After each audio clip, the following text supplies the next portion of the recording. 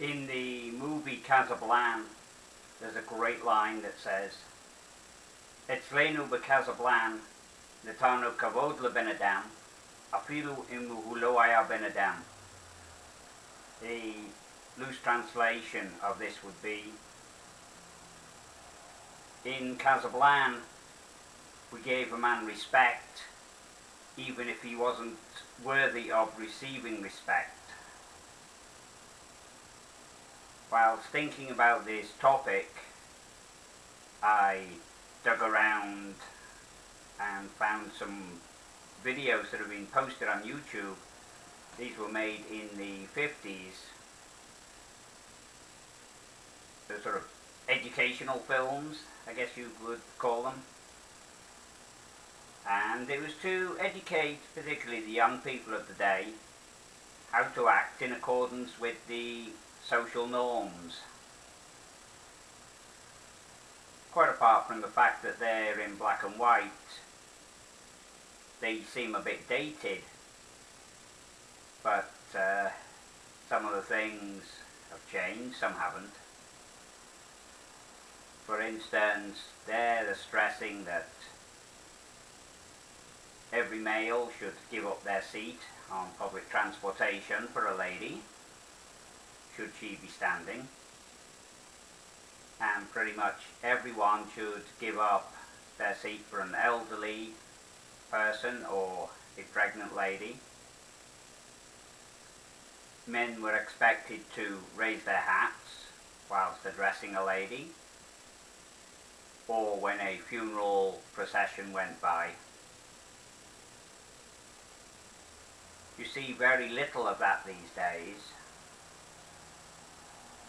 Some might say that respect isn't being shown anymore. I tend to think it's a case of people acting according to these social norms. After all, the way we show respect can always change. But showing respect for people is a constant.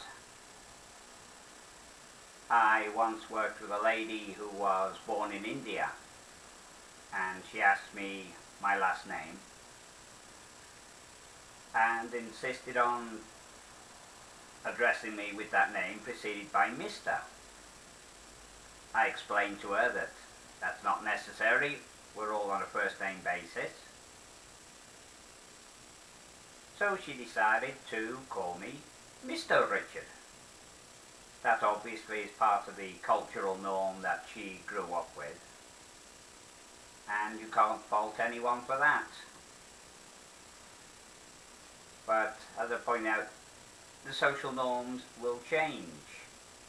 Foreign diplomats always have to go on a course to learn how they should be presenting themselves, because they don't want to cause any diplomatic snafus by doing the wrong thing at the wrong time, even though in their own society it may be quite normal to do this. There's societies where showing the sole of the shoe is a great insult, and at the opposite end of the scale, to show the sign of appreciation after a good meal, one is expected to give a good belch. In most Western societies, were this to happen, every head would turn and look at the person who issued it. But that's just an example of how showing respect, as long as it's done within the cultural norms, obviously is acceptable.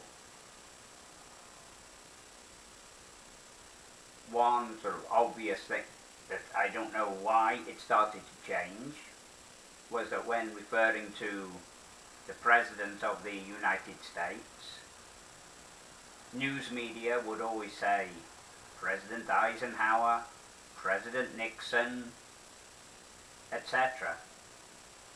It seems like starting around the time of Carter, they would just preface the name of the President with Mr. To me that seems somewhat disrespectful of the office of the President. but no one's raised any big fuss about it. Therefore, I assume once again it's the way society changes and accepts it as quite the norm. President Kennedy was probably the first president not to wear a hat. Quite acceptable. Of course, as I pointed out before that, when addressing a lady, a man would raise his hat, and other situations he would remove it entirely. There was quite a rebellion against wearing hats throughout the 60s, probably the 70s as well, but then the baseball cap came in. And by and large, people aren't expected to remove their baseball caps in the same way that they were expected to remove them with the hats of the 50s and earlier. But the majority of the ways of showing respect, it becomes obvious to the person who is receiving the respect.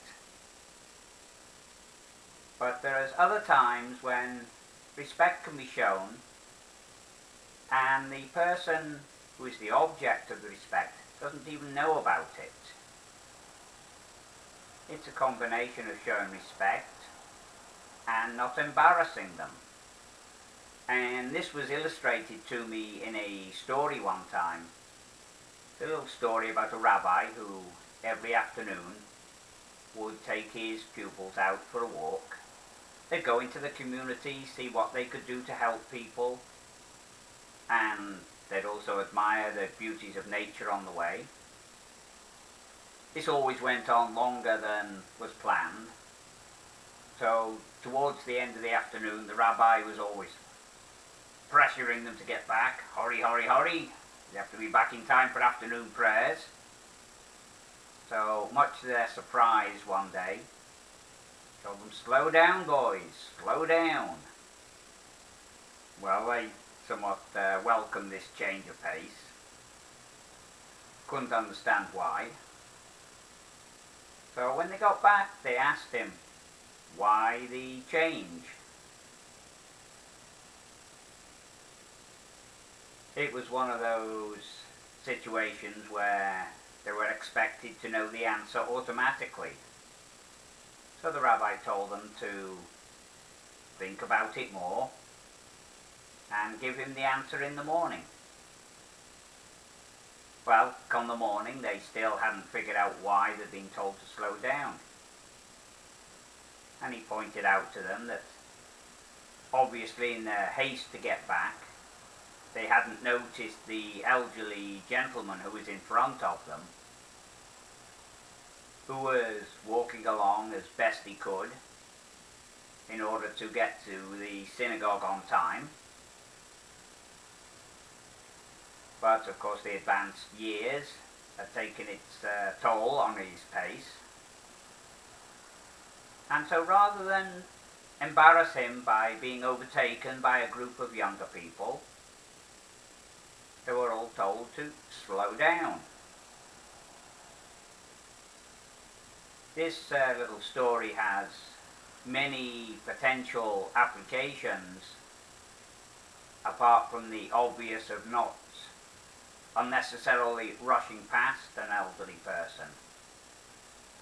And rather than give many diverse examples of this, I'm leaving it up to you to think about the story and see where it is applicable to situations in which you might find yourself, because I know I certainly have. And I'm really grateful to the person who told the story, because it's something that you could read as just a simple one-liner, show respect to the elderly, for example. But by remembering this in story form, it's always stuck in my mind, and I offer it to you as well as something to ponder and hopefully remember.